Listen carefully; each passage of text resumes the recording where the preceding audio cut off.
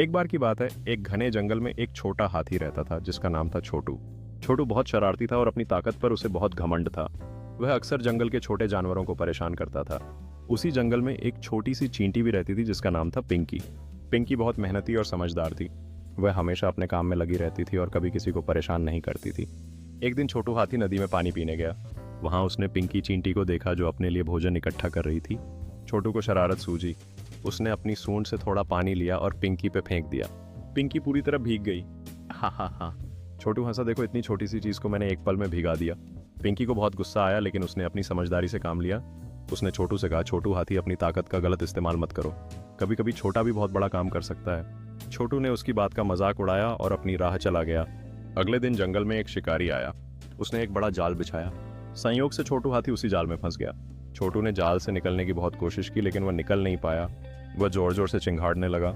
जंगल के सभी जानवर उसकी आवाज सुनकर डर गए और मदद करने से कतराने लगे।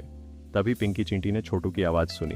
इस कहानी से हमें यह सीख मिलती है कि किसी को भी उसके आकार या स्थिति के आधार पर नहीं आंकना चाहिए। सभी की अपनी ताकत होती है, चाहे वे कितने भी छोटे क्यों ना हो।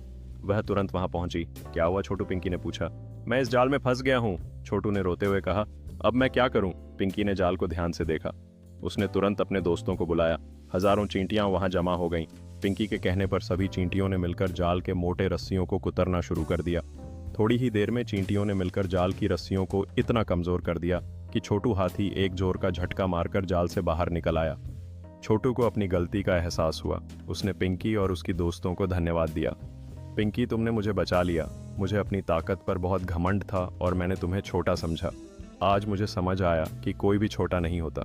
छोटू और पिंकी एक साथ चल रहे हैं। वे अब अच्छे दोस्त बन गए हैं। वे जंगल में खुश होकर अपने नए अनुभवों को साझा कर रहे हैं, ये दिखाते हुए कि सच्ची मित्रता हर बाधा को पार कर सकती है।